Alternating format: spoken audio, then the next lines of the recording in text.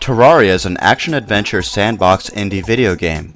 It's a game that tries to be a lot of things and is frequently labeled a 2D Minecraft. Does Terraria manage to accomplish all it attempts to, or is it too jumbled to make sense? Let's find out in this video review. The first thing you will see is that Terraria's graphic engine plays homage to the legendary 16-bit games of the 90s. However, it does support a wide variety of resolution and sports a vibrant color scheme. The lighting system works really well with various colors, and your standard torch-bearing underground adventures light nearby blocks.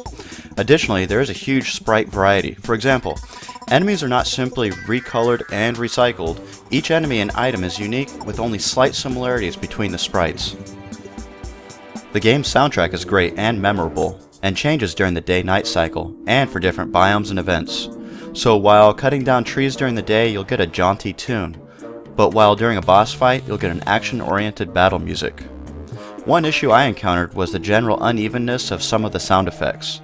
The pickaxe block breaking was overly loud, while the sword swinging would be pretty quiet. It wasn't nearly enough to be annoying, but I did have to adjust my volume occasionally based on what was going on. Terraria manages to merge several game genres, touching on RPG aspects with different weapons and equipment, and the ability to increase maximum mana and health. There is also a strong action platformer element and even a puzzle game element, as you often have to use your creations or self-built environments to defeat bosses or acquire items. Then obviously we have the randomly generated sandbox to mine, loot, and build in. Having all these aspects jammed into one game seems like the game would have an identity crisis. However, these elements come together almost flawlessly to create a rather complex and satisfying experience. To compare Terraria to Minecraft doesn't do it justice. Although the game might not feature the beloved third dimension, it does feature a level of complexity and loads more content. Minecraft is much more casual, while Terraria requires a little bit more patience, cunning, and a quick finger, as the game's highlight is the boss fights. You will find the game is benchmark or checkpointed with each boss fight. After defeating one, gains new access to new equipment, items, material, and big surprise, more bosses. Each one is unique and requires a different strategy to beat.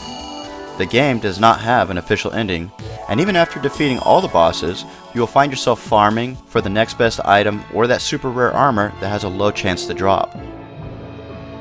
And now for the conclusion. For the good, we have loads of variety with lots of different things to collect and to do.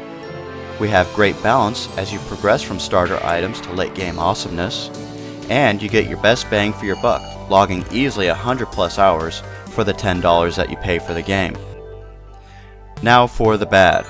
The only thing that we could find was occasional sound balances, and here we're reaching. Terraria officially gets a 9.5 out of 10.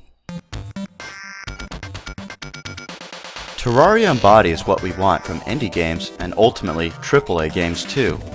We see frequent updates with new content and balances. When a developer demonstrates a passion for the game they have created and are willing to continue to give back to the community which has purchased their product, then it enhances that end user to developer symbiosis. I don't feel like my participation in their product is a money vacuum by another name. Thank you for watching and stay tuned for more videos.